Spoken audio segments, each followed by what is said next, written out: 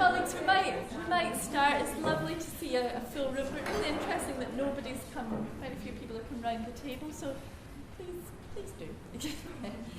So it's my pleasure to introduce Professor Jeff Collin. Jeff, we had a lovely way of meeting, so our work overlaps very strongly, but we actually only met when we were sitting on the lakes, the shores of Lake Como in the Rockefeller Foundation Bellagio meeting, and it was a truly terrible time. It's tough. But it was a lovely way of getting to know Jeff and his work, and we said, oh, for goodness sake, there is so many points of connection, not just within the health group's work here in RegNet, but for other colleagues within RegNet and clearly beyond. It's great to see many people from beyond. So Jeff is a Professor of Global Health Policy at the University of Edinburgh. I know it's not the University of Glasgow, which would have been so much better because I'm from Glasgow, but Edinburgh what is Edinburgh? The pause said a lot there. But really does some really creative work in this global health governance space that you're going to get to hear about. He's here on sabbatical, supposed to be on sabbatical. He seems to be enjoying himself far too much for a proper sabbatical, but over to you. Good. Thank you very much, Sharon, for a very kind introduction, and particularly for your help in getting me here. It's a real, genuine pleasure to be here, which is something I always say but don't always mean. But there's some really exciting work going on here, which I'm really delighted to have the opportunity to engage with. I'm going to talk today about unhealthy commodity producers and health governance. I won't bother with the subtitle because it's too long and we're pushed for time. But I must acknowledge the input of some really fabulous colleagues and students of the Global Public Health Unit at Edinburgh. And I should also declare my interests, I guess, as in terms of links with Cancer Research UK and also the UK Centre for Tobacco and Alcohol Studies. And also given the increasing interest in declaring intellectual conflicts of interest, though I must admit I don't really understand that concept. I should explain the lens through which I'm going to approach this issue. So without in any way resorting to sweeping generalisations, I would say that all key issues in global health now revolve around the terms of engagement with the commercial sector, whether we're looking at health systems strengthening, the role of private sector actors in improving access to healthcare in developing countries, the reform of the World Health Organization, which has proceeded fairly smoothly with the notable exception of the framework for engagement with non-state actors, which has been incredibly divisive and slow. Obviously, debates around the role of philanthropies in global health, central role afforded to the commercial sector in both the Millennium Development Goals and their successors of the Sustainable Development Goals, which I'll touch on in a moment. And the bit where I think it gets really interesting is around NCDs, around non-communicable diseases, and questions about whether there is any scope for collaboration with unhealthy commodity industries. And this is in a context in which, as you all know, non-communicable diseases are a massive global health concern. They get interesting in this particular context because they're substantially preventable by addressing 4 leading risk factors, at least 3 of which essentially associated with the activities of unhealthy commodity industries, which I'm using rather loosely here to refer to the tobacco industry, the alcohol industry, and ultra-processed food and drinks industry. And you know, analytically, I think there's a lot of agreement that these are best understood as industrial epidemics, which are largely driven and shaped by the products, manufacturing, promotional activities of corporations engaged in these activities, which raises some interesting questions about tensions between economic interests of key commercial actors and global and national health objectives. So I want to kind of frame these tensions with reference to the Sustainable Development Goals as a starting point for exposing some of those tensions. I want to talk a bit about tobacco control, which I'd say is having become characterised by a very distinctive model of health governance, often referred to, by me at least, as tobacco exceptionalism, which I used to connote a sense that tobacco is very different, and a reluctance to consider extending lessons from tobacco control to other areas of health and public policy. I want to touch a little bit on some of the research that we're engaged with in Edinburgh, very briefly on new ways of exploring strategic similarities across alcohol, tobacco, and ultra-processed food companies as one way of exploring the limits of tobacco exceptionalism. But I'm increasingly interested in thinking about structural links across these industries and what they might mean in research and policy terms. And so I'll conclude by touching on some of the things I think are particularly significant for public health research and policy in this context. So if we start with the Sustainable Development Goals, and particularly the health goal, which is Goal 3, we do have non-communicable diseases included here, which is a major step forward, major change from the Millennium Development Goals, which had a very narrow infectious disease focus to the extent that they engaged with health. And while it's not as extensive as many people expected at the time of the UN high-level meeting on NCDs in New York in 2011, it's nonetheless there and fairly prominent commitments. But I think it's interesting that there's really very limited attention to addressing NCDs when it comes to the means of implementation for the health goals. So the only direct reference to means of implementation for achieving these objectives around NCDs is with reference to strengthening the implementation of the Framework Convention on Tobacco Control in all countries, as appropriate, the as appropriate being thanks to our American cousins who have some interesting perspectives on the FCTC and many other things. But this has become a cause of some concern. So Ken Hughes and Sarah Hawkes have spoken about the gap between the intention of a paradigm shift in the Sustainable Development Goals and a reluctance to tackle major drivers of NCDs and other health issues. In this context, they're calling for a new approach to governing the commercial determinants of ill health. I think that beyond the means of implementation themselves, there are more fundamental tensions across the Sustainable Development Goals as a whole. Sharon, Philip and others here are doing some really important work illustrating these tensions with respect to trade. Apologies for a really appalling slide. My photoshopping skills are very rudimentary, but the point is just that commitments to trade liberalisation are made across the Sustainable Development Goals. It's one of the defining features. And another of the defining features, which is particularly important in this context, I think, is the commitment to partnership. Multi-sectoral partnership, particularly partnership between public and private sectors, as one of the 6 essential elements for delivering the Sustainable Development Goals. So they're envisaged as providing a platform for aligning private action and public policies, and responsible public-private people partnerships are seen as key to enabling progress here as in other areas of SDGs, except for tobacco.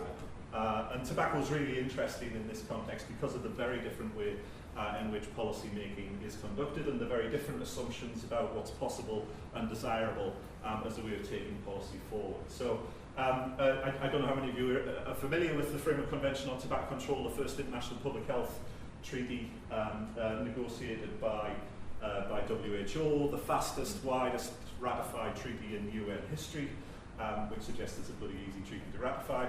But it's got some really interesting features here, and I think that the most interesting, exciting, radical feature of the Framework Convention on Tobacco Control is Article 5.3, which requires that parties shall act to protect public health policies from commercial and other vested interests of the tobacco industry. Now, during the course of this seminar, we've already spent more time talking about 5.3 than anybody did in negotiating the Framework Convention. Nobody's entirely sure how it ended in there, but it's become one of the kind of defining contests and the defining features of the FCTC. There were a number of challenges in implementing it, but it's based on an explicit rejection of partnership approaches and centres on a recognition of a fundamental conflict of interest with a particular group of commercial sector actors. And it asks some fairly radical things of of ministries of health, and ministries of health have generally begun to engage with this, but it extends beyond that, and it's been much more difficult getting traction there. But rejecting partnerships, non-binding and unenforceable agreements, avoiding conflict of interest with government officials, transparency about interactions with government ministries, establishing measures to limit interactions. These are all quite profound challenges to the normal way of doing business for governments in a number of contexts. One interesting aside is that, while I say that conflict of interest has become the centrepiece of tobacco control, it's always been very narrowly defined. Conflict of interest has been restricted to the tobacco industry. There's been very little willingness to consider conflict of interest in relation to the pharmaceutical industry. The pharmaceutical industry actually underwrote much of the early development of the FCTC, which is part of the story that doesn't get told. But one of the kind of interesting asides here about the madness that is the e-cigarette debate is the way in which it's providing for a slightly broader scope. So for the first time in the Conference of the Parties of the FCTC, the kind of biennial meeting where they do the real work, extended the focus of concern with conflict of interest beyond the tobacco companies to think about pharmaceutical and e-cigarette industries as well, which I think has some potentially interesting directions in the future.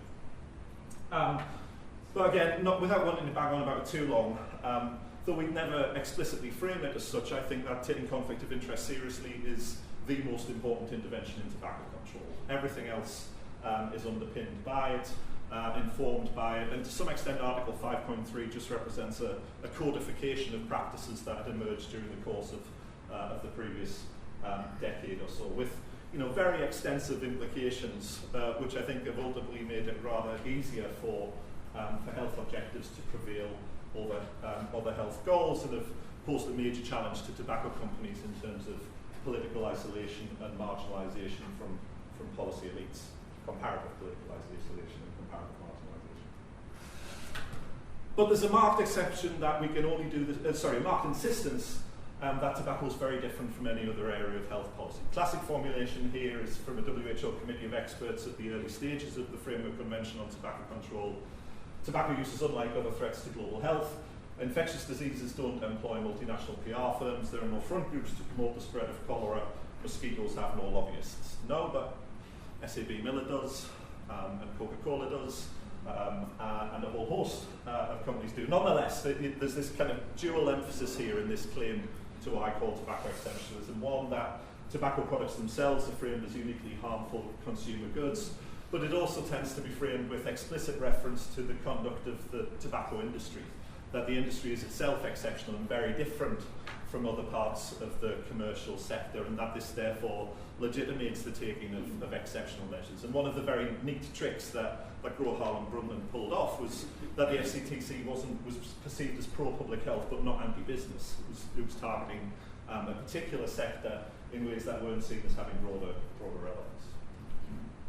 But it does, I think, pose a number of questions in the context of the new emphasis on NCDs in the global health agenda. So if we take, for example, the UN high-level meeting on NCDs in 2011, yes, you've got the tobacco industry excluded, but you've got SAB Miller, Diageo, Coca-Cola, Pepsi. They're not only participating, but participating as part of the civil society delegation. You've got a strong emphasis on ratifying the FCTC on a fundamental conflict of interest with tobacco companies, but an emphasis on voluntary approaches and partnership approaches to reducing obesity and harmful use of alcohol. And I think there's a major strategic divide within WHO and the three pillars of their NCD strategy, with the FCTC important and treasured, but nonetheless kept very separate from other areas of activity. And I think this is played out in other contexts, including Australia. I'm really interested in the Australian Preventive Health Task Force as this kind of unique experiment of asking similar questions around alcohol, tobacco and obesity, but coming from very different starting points and reaching very different conclusions, with tobacco control again being pursued on a very different basis to the other areas. And then when we look at what this means in global health governance now, unsurprisingly we're left with some major confusion. So depending on which audience Margaret Chan's speaking to, you can get a very different perspective. On the one hand, you've got the radical champion of public health, defender against big interests at the Health Promotion Conference in Helsinki, where she says that it's not just big tobacco anymore, big food, big soda, big alcohol, all of these industries fear regulation and protect themselves using the same tactics. The formulation of health policies must be protected from distortion by commercial or vested interests. But in the much more politicised context of the World Health Assembly a month earlier, while WHO would never be on speaking terms with the tobacco industry, I don't exclude cooperation with other industries that have a role to play in reducing the risks for NCDs. There's no safe tobacco products, now questionable perhaps, but there are healthier foods and beverages, and in some cultures alcohol can be consumed at levels that do not harm health. Obviously she wasn't able to identify cultures where alcohol can be consumed at levels that don't harm health, but nonetheless it's an important narrative.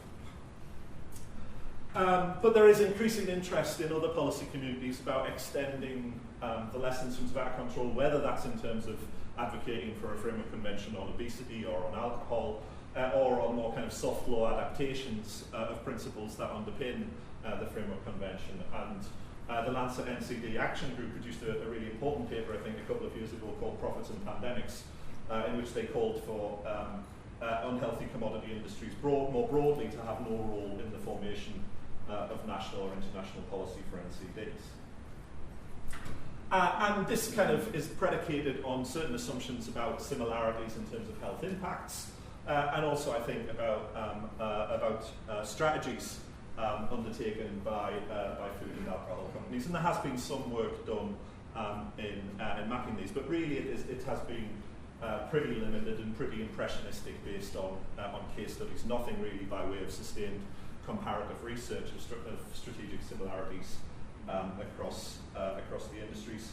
I mentioned this Australia Preventive Public Health Task Force, and very late in the day I realised that this provided a really nice natural experiment to look at similarities and differences across alcohol, food and tobacco companies in terms of how they engage with this process and their vision of public health and of appropriate health governance. And we've been belatedly doing some work looking at this. And what's striking is the consistency of key themes and key frames advocated and used by alcohol, food and tobacco companies. So an emphasis on promoting industry partnership, emphasis on the portrayal of industry as partner or stakeholder in health policy, selective use of examples of successful industry participation in regulation, the assertion of a common interest with public health, rejection of industry exclusion, the kind of 5.3 model from policy making. Where it gets interesting, I think, is where alcohol and food companies differ from tobacco, which is only in the marked insistence that they're not remotely like the tobacco industry. So that we are not the tobacco industry frame is becoming increasingly important in the discourse used by alcohol and food companies. So, for Diageo, we don't accept the proposition that alcohol and tobacco are interchangeable. Australian Food and Grocery Council, a truly fabulous organisation, suggests that tobacco provides no appreciable direct benefits to consumers while putting them at substantial disease risks. It's not the case of food. I think there's loads more work that needs to be done in this kind of field. I'm really interested in the use of think tanks by corporations in shaping health policy debates. We're lucky enough to have the Institute of Economic Affairs in the UK, which has produced some sadly rather influential work putting a free market case for opposition to public health around gambling, around alcohol, around obesity. Again, advocating very similar solutions across all three areas, and with very similar funders across all areas. I think we haven't given enough thought to what it means for these companies to all be operating under the banner of fast-moving consumer goods. This is something I've been interested in but not sure how to pursue for quite a long time. When I first began looking at tobacco industry documents 15 years or so ago, I was struck by some documents around BAT going into Uzbekistan. Now, British American Tobacco was responsible until very recently for between 1/4 and 1/2 of all foreign direct investment in Uzbekistan, which brought with it fairly major levels of political influence. But they were actively exploring ways to both compete with and collaborate with with other producers of fast-moving consumer goods. And so there were detailed discussions and collaboration with Pepsi around shared marketing, shared distribution, shared printing tools. And I'm not quite sure where this goes, but I think it's interesting. So this is kind of, eventually I've begun thinking about ways in which we can explore more structural links across these industries. And hopefully I'll explain why at the end in terms of why I think it gets interesting and potentially important. The route into it here that I'm using is the phenomenon of interlocking directorates, which is the term used in the business studies and management literature for what occurs when a person affiliated with one organisation sits on the board of directors of another organisation, and interlocks for a century or so being the primary indicator of inter-firm network ties in this literature. And in this context, I think it's important to think about the roles that directors are supposed to perform for companies. So they're typically chosen to address priorities of specific firms, offering benefits including access to expertise and advice, enhancing communications with external organisations, informing strategic development, aligning with other firms both within their own sector and across other sectors. The bit where I think it gets really interesting is in terms of securing access or support in relation to policymakers and enhancing the legitimacy of organisations. And then if we think of the strategic value of interlocks, in particular smaller literature, but this kind of focuses on the values to cooperation of building commonality of interest across companies. So when two corporations send an executive to the board of a third institution, it creates an indirect tie between corporations, but a direct tie between the executives. When directors sit on the boards of other corporations, they become more sensitive to the challenges facing the corporate community and the mutual interests they share with other directors who are in the same class and situation. And I was I explored this initially from kind of tobacco control lens, wondering about, to what extent has the tobacco industry really become a pariah industry within the corporate sector?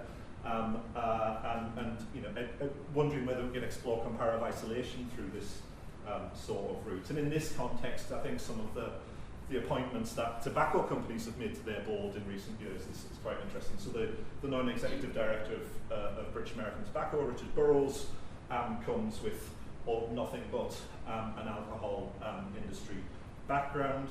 I'm particularly interested in Susan Murray, who for a long time was a director of both Imperial Tobacco but also the French spirits company Pernod Ricard.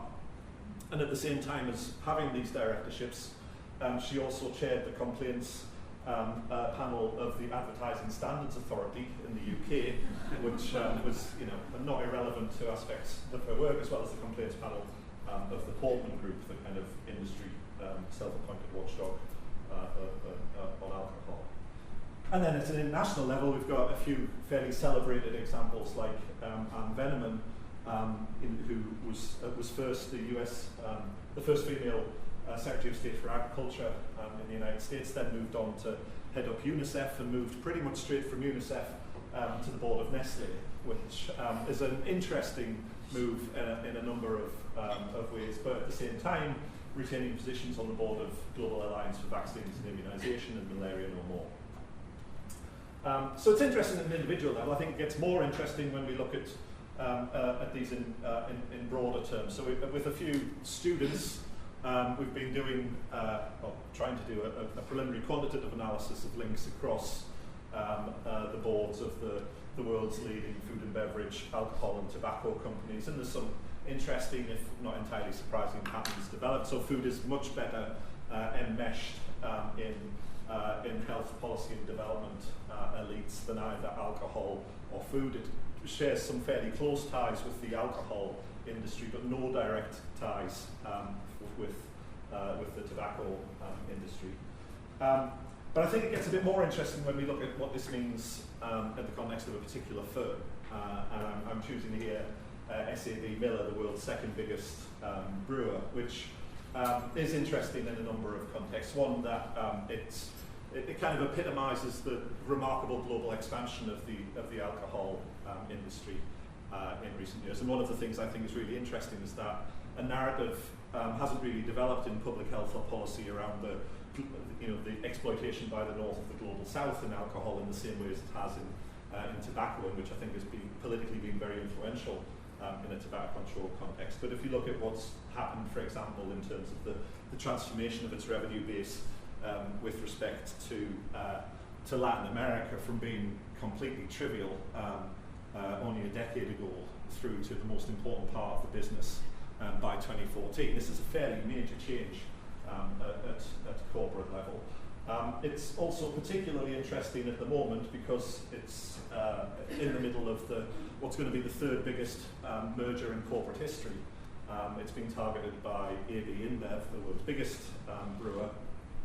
And this is exciting, sorry, exciting is the wrong word to use. As a researcher, it's exciting in a number of ways. So it will dominate the global beer industry to a really remarkable extent, being responsible for about a third of global sales. And the really interesting bit is the extent to which this merger is driven almost entirely by a logic of expansion in developing countries in general, and of Africa in particular. Africa is identified as a critical driver of growth for the combined company. And if we put this in the context of interlocking directorates, as of May last year, there were 16 people on the board of SAB Miller, 4 of whom came from the tobacco industry. Now, 3 of those are from a link with Philip Morris, which used to own SAB Miller entirely and still owns over a fifth of its shares. But when they came to appointing a new chair, they appointed Jan du Plessis, who had previously been a chair of British American Tobacco, and he was appointed with explicit reference to his expertise in reaching into developing country markets, and I think it's reasonable to suggest that his expertise in managing increasingly difficult regulatory environments may have been relevant to that decision as well. And we get to ask some really interesting questions about, well, I think interesting, is this really an alcohol company? Does it make sense to think of SAB Miller as an alcohol company, given their strength of links with the tobacco industry, but also with the food industry? So this merger with AB InBev is being driven by a Brazilian group of venture capitalists called 3G Capital, who've previously led the merger between Kraft and Heinz, bought out Burger King. One of the principal impediments to the deal is the rival arrangements that SAB Miller and AB InBev have with Coca-Cola and Pepsi. So SAB Miller's one of the world's biggest distributors of Coca-Cola drinks.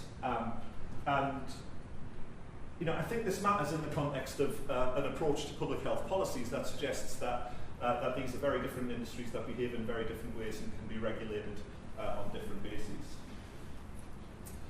In terms of thinking about interlocking directorates, in terms of providing access to political elites, we can look at other people who are on the board of SAB Miller. So, for example, the head of the UK Civil Service, John Manzoni, gets to sit around, not just promote the interests of SAB Miller, but also sit around the table with 4 tobacco industry executives, which is interesting in an Article 5.3 context, as I return to. And Trevor Manuel, long-standing finance minister in South Africa, 2-time chair of the World Bank Development Committee, similarly sits around the table with these guys.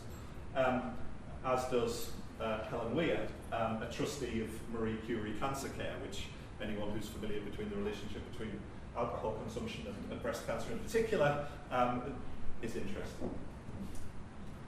So where does this go? I think there's some interesting questions that come from this. So can WHO, for example, to go back to Margaret Chan's quotes, meaningfully differentiate between big tobacco, big food, big soda, and big alcohol?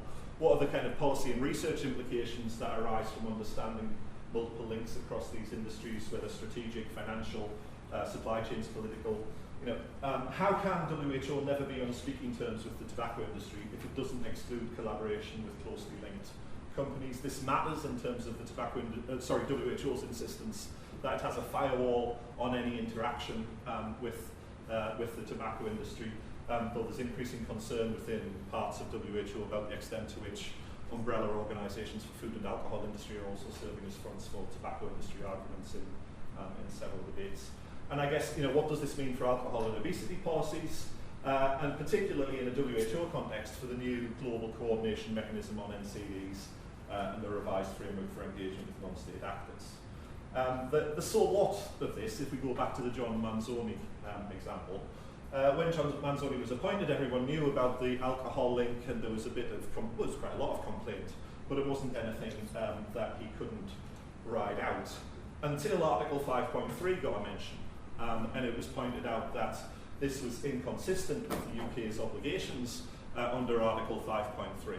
And so it wasn't, his the conflict of interest in him being involved in the development of alcohol policy while being on the board of an alcohol company. It was him sitting around the table with tobacco industry executives that enforced his resignation from SAB Miller. What does it mean in the context of WHO reform? New global coordinating mechanisms for NCDs, in which there's been a striking reluctance to begin to consider conflict of interest in either food or alcohol policy areas. So WHO doesn't engage with industries that make products that directly harm human health, but apparently they're restricted to tobacco and arms. And in terms of academic and policy agendas, I think there's a lot of interesting work to do in terms of broadening our understanding of corporate strategies to shape policy by examining alliances across industries. I think we need much better definitions of unhealthy commodity industries and of the strategic linkages between them. I think that this kind of work can be valuable in questioning the engagement of alcohol and ultra-processed food producers in key policy contexts, and that there's some interesting specific implications that arise around close strategic links with the tobacco industry in terms of taking conflict of interest. But also in terms of questioning tobacco exceptionalism, this idea that tobacco is unique. One of the things I'm interested about tobacco exceptionalism is the extent in which I think it often provides a front to allow and justify much weaker practices in other areas. And I think this kind of legitimating function of tobacco exceptionalism is something that we can see here in Australia at the moment in debates around the Trans-Pacific Partnership Agreement, where a really weak clause around an exception for tobacco, excluding tobacco from investor-state dispute settlement, but nothing else, is being used to justify ratification of the TPP, to the extent that the American Cancer Society are now actively campaigning for the ratification of the TPP, which seems fairly extraordinary. Okay, and finally, just in the context of the SDGs, I think we can use this kind of work to think a bit more creatively about what the Sustainable Development Goals might mean, and that I think that they are potentially consistent with wider commitments to tackling the commercial determinants of health. So, for example, what would it mean if under 3.D, the final means of implementation for the health goal, which requires strengthening capacity of all countries, in particular developing countries, for management of national and global health risks, what would it mean if we were to recognise the global expansion of the alcohol industry as a health risk, in the same way as we've long recognised the global expansion of the tobacco industry? I think under the means of implementation for the SDGs as a whole, there's some really interesting language that we need to explore in research and policy terms around enhancing policy coherence for sustainable development, around respecting each country's policy space. Again, I think interesting in the context of TPP discussions here. And more broadly, I'm really excited about tackling conflict of interest and its potential to transform key aspects of health policy making. I think that it can provide a basis for promoting a more coherent approach across NCDs. It can redress key challenges confronting public health, like the reluctance to tackle more structural drivers of change. I think we can see unhealthy commodity producers as modifiable social determinants of health, to use Nick Freudenberg's phrase. It gives us an opportunity to develop more effective upstream interventions, shifting the policy focus towards prevention. And also I think it can bridge what in many cases is quite an important and long-lasting divide between more kind of behavioural, individual-centred approaches to public health and materialist social determinant approaches to change. So that's it. Thank you very much.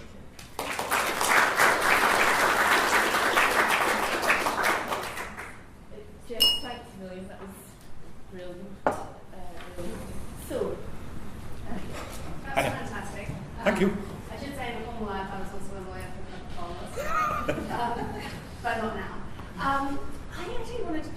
the TPP one, because you said that there were links to trade, but I actually think the investment space is a fantastic example for you of thinking about this idea of tobacco exceptionalism, because, of course, Australia and a lot of other states have signed a lot of investment treaties. Australia has been sued by Philip Morris because of its regulation of tobacco.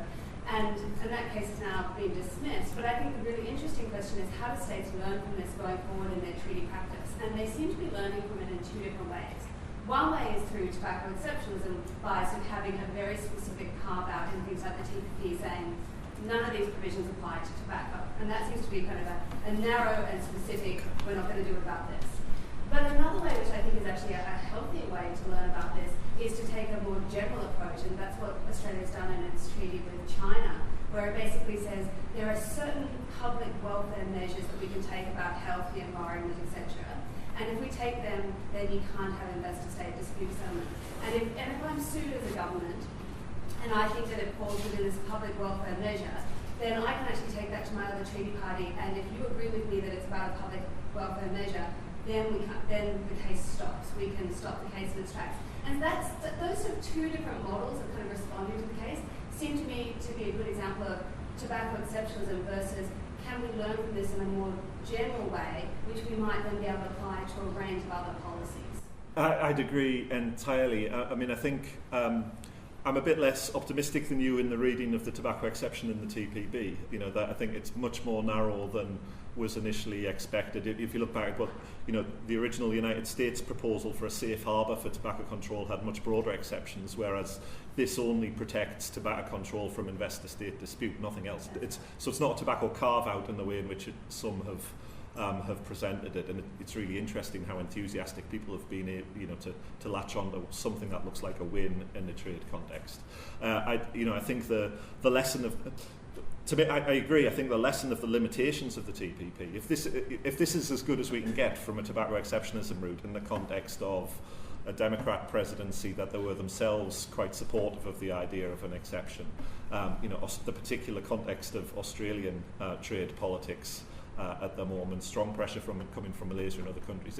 If this is as much as we can get, then it suggests it's not the most promising route for building public health protections. I must admit that, I mean, this is also a bit of a normative position for me, in that I do feel that tobacco control's been guilty of essentially pulling the ladder up behind it when it comes to other related agendas, and that the idea of a tobacco exception in a trade agreement kind of codifies that. So the idea of pursuing broader public health protections in subsequent agreements, I'd agree, seems practically as well as normatively a much more appealing one. Feel a project coming on. Thank you, that was very, very interesting. I work in infant feeding, so Nestle and undermine my favourite companies. But I've also over the years drawn parallels with tobacco, and I also work in tobacco control. Yeah. But the respondent, you get a lot of kickback because the relative risks are so different. Yeah. And strategies are the same, and like you say, that the interlinkages across the companies, and we see it with pharmaceutical companies and infant feeding. But I'd have to agree with the tobacco people that the relative risks are like 25-fold for heart disease and lung cancer compared to relative risks of much lower order, 3, 5 or whatever. So can we develop this sort of argument and this sort of strategy on conflict of interest, but at the same time differentiate the scale of the relative risks? Yeah. So we're not talking about soft drinks increasing the risk of lung cancer by 32-fold. We're talking about small magnitudes. But I think we do, otherwise we lose credibility in that. Possibly. I mean, I agree. First, just as an aside, the first thing tobacco companies did when they were confronted by the prospect of a framework convention was to look at how Nestle had dealt with the infant formula code. So tobacco companies have learned from Nestle as well as vice versa. But I mean, I do take the point, and it's a powerful one. It's politically a very powerful one in terms of explaining the reluctance to extend the analogy. But ultimately, I think it's a mistaken one because it's focusing on individual levels of harm. I think that if we're talking about a question about how should corporate actors be engaged in health governance, the question is about the compatibility or tensions between the interests of those actors and health objectives. And so if you take, for example, the alcohol industry, which both in the UK and in Australia, around about 80% of revenues are dependent on unambiguously harmful levels of alcohol consumption. In which case, I think that the conflict of interest is every bit as fundamental as it is for tobacco companies in practical terms, and whether there's a hypothetically safe level of use at an individual level, I think is a bit of a red herring when it comes to these policy decisions about the nature of approaches to addressing NCDs. Jack, Sure. Can I ask you to reflect? So you were very engaged in the FCTC and all of those processes.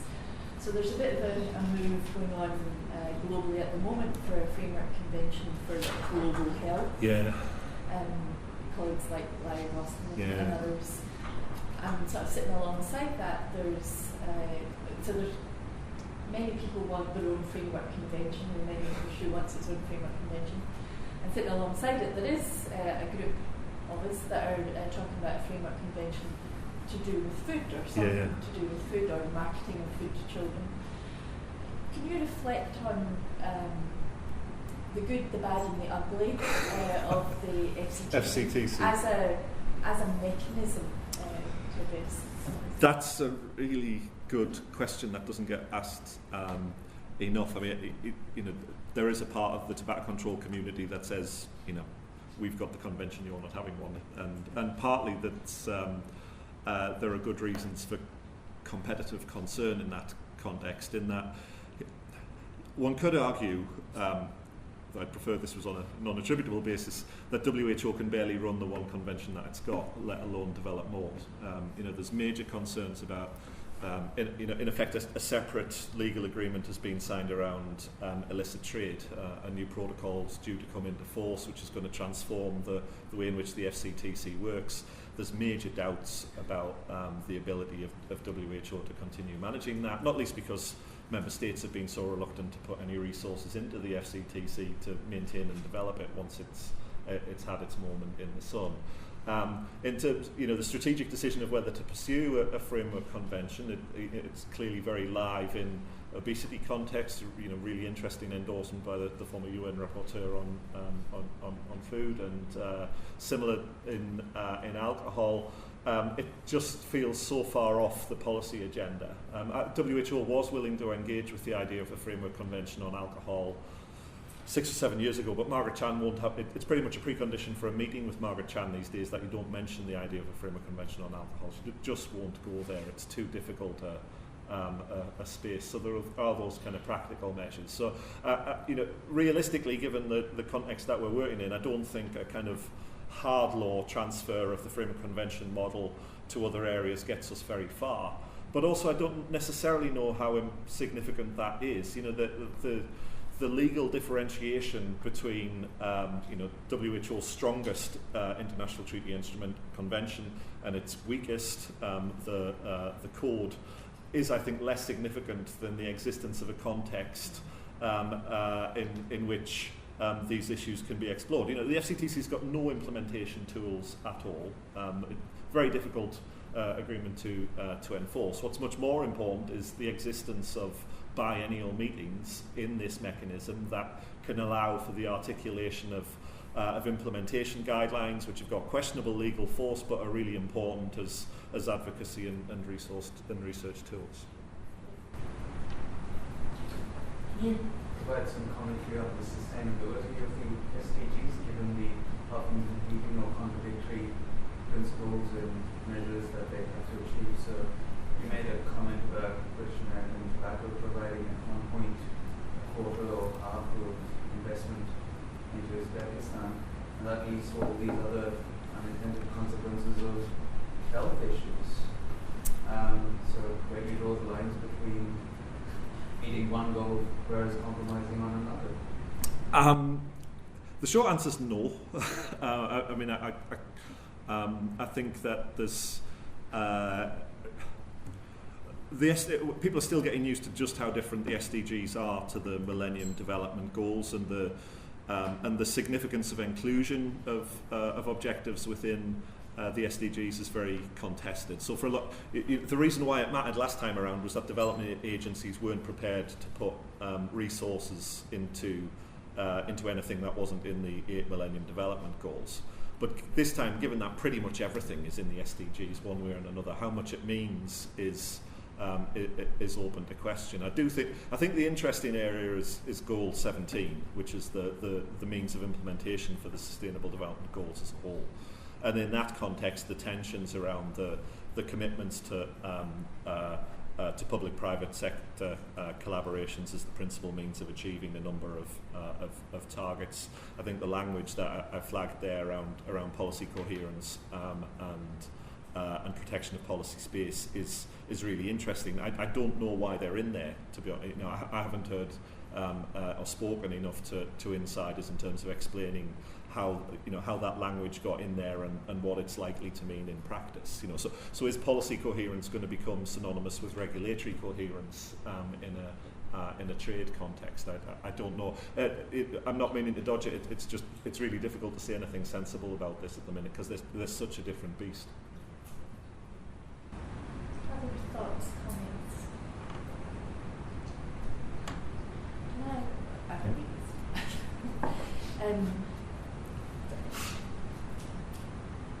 It sort of relates to the discussion, not specific to the SDGs, but so it strikes me on one hand we've got a number of health-related treaties, a small number of health-related treaties. And then we've got a whole load of stuff that happens differently in different domestic contexts. Yes. And then we've got these trade and investment treaties. And the nod, I think what you illustrated so clearly was just sort of the nod that is given in the health space, the health treaties, to some of these issues, and China Director General of WHO acknowledges that we do much more. So when you've got these sort of big international drivers happening, and certainly the work that we've done within the trade and investment spaces, trade always trumps health. What have been the discussions, the real discussions about how that power play is managed? A great question. I mean, to some extent, it was the defining issue of the Framework Convention on tobacco control, which to some extent emerged out of the Thai cigarette dispute, in which Thailand's market was forcibly opened via the US trade representative, and the politics of the FCTC negotiations were defined by a very clear split between low and middle income countries who overwhelmingly favoured health over trade language, and high income countries who were very supportive of the idea of an FCTC, but essentially wanted to keep it to that low politics stuff and leave the high politics stuff to the grown-ups in WTO and other contexts. And that remains a defining dispute in an FCTC context. I mean, I think I've been really interested in a few and doing some work at the moment exploring a couple of attempts to meaningfully explore scope for policy coherence between tobacco control and trade commitments. So one of the first ones was something called the Doggett Amendment in the United States, which tried to get in the words of the congressman who passed it, to get the United States out of the business of promoting tobacco overseas, and that's it hasn't been particularly successful, and it's got a big except for cases where there's clearly discriminatory actions qualifier going on there, but it has served as a bit of an impediment to some things which the United States had previously been doing. Slightly more interesting example is the UK's implementation guidelines for Article 5.3, in which a literal reading of those guidelines would suggest that in some contexts health can trump trade in terms of how embassies are supposed to behave overseas. I think you're right to look sceptical about that, but it is interesting. I think that one of my concerns about this is at a much broader level is the extent to which policy coherence as a language and a concept is in effect unidirectional. That it's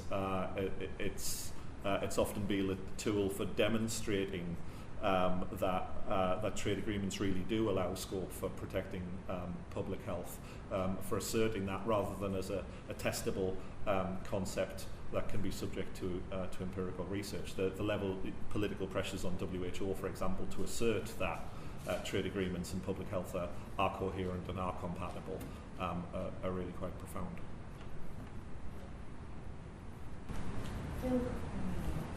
Thanks, Jeff. That was a really interesting presentation. I suppose one of the interesting questions that I was sort of pondering while you were speaking was, why does tobacco exceptionalism exist? And one thing that comes to mind is that tobacco advocacy, the history of tobacco control has a 50-year history. Yeah. And there's a high level of political priority for tobacco control in high-income countries presently. Where we are with alcohol and processed foods is probably 10 years into that trajectory. Yeah. And do you sort of see optimism in playing a long game, or thinking, towards some sort of long game strategy where we're looking at a 20 to 30 year trajectory of achieving this, the same type of regulatory approach for alcohol and processed foods? It's a really good question, and I think we're sometimes slow to recognise just how powerful a movement tobacco control has become. So in the UK, when it introduces plain packaging, that's going to be 3 successive major pieces of tobacco control legislation that have essentially been defeats for government. That's without historical precedent anywhere in the UK system. It really is extraordinary. But if you go back to the 1970s, I was looking at a manifesto that Nigel Gray had written for tobacco control back then, and the levels of radical ambition back in the late 60s and early 70s that were being articulated in a tobacco context are still so much more striking than the timidity that characterises so much of the discussions around restrictions of alcohol marketing to children and those kind of things. So that the starting point's different. I mean, I think it's often phrased in terms of 50 years in a tobacco control context, but actually it was really the last decade that generated the really important policy relevant evidence that enabled something like the Framework Convention on Tobacco Control. Yes, I'm not disputing the importance of epidemiology going back to Bradford Hill and Doll and all that, but what was much more important was a quick and dirty piece of work done by the World Bank on the basis of frankly questionable evidence that suggested that that tobacco control enabled governments to square the circle of improving public health and increasing government revenues in ways that were really advantageous, and that was the key enabling piece of research for the Framework Convention on Tobacco Control. Thanks for a fabulous talk. Thank you. I think my question's probably quite unfair. It's a bit outside your core interest, but I'm so struck by this divergence between, you talked about the concentration of corporate interests in the tobacco and food industries. Is there any attempt to engage with the conflict between that and the language of trade liberalisation?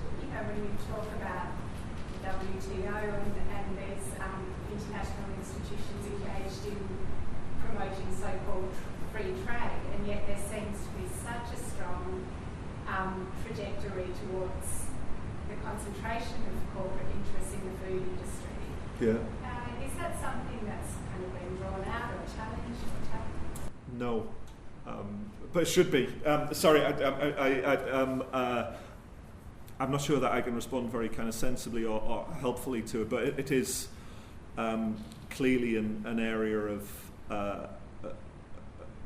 increasing interest. I mean, I do think it is really interesting that the US administration was willing to contemplate a really kind of radical carve out for tobacco in the aftermath of losing a dispute in WTO with Indonesia.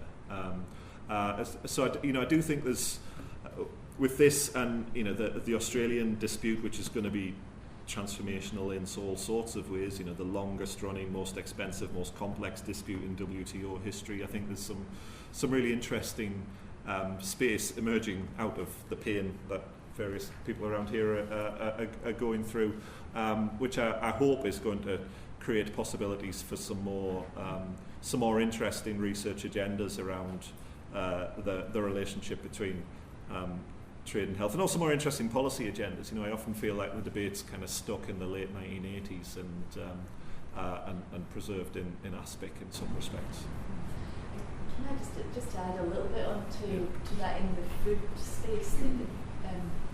I think there's part of the issue is around kind of the regulatory capacity or the sort of the understanding. So tobacco has, sort of partly relating to Phil's point, tobacco has been raised as an issue among any of our trade negotiators that are in the room, but tobacco is known within the trade world, so there is even if there is a reluctance and pressure to not do too much about it in the trade space, but the trade liberalisation discussion in tobacco is more advanced. There's almost no understanding of what trade liberalisation means when it comes to food and the risks to health.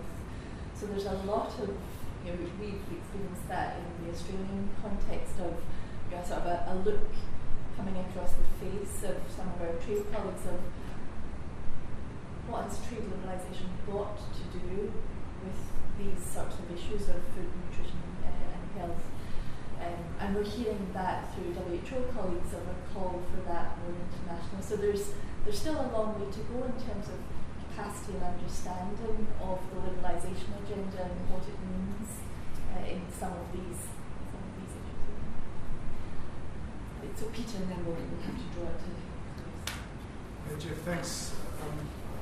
One thought I had listening to you about tobacco exceptionalism, and actually it relates to Anthea's point, is that states do have an opportunity, I think, in terms of trade agreements to